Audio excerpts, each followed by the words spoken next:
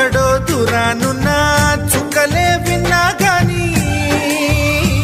కదిలించలేదా కాస్త కూడా నీ మనసుని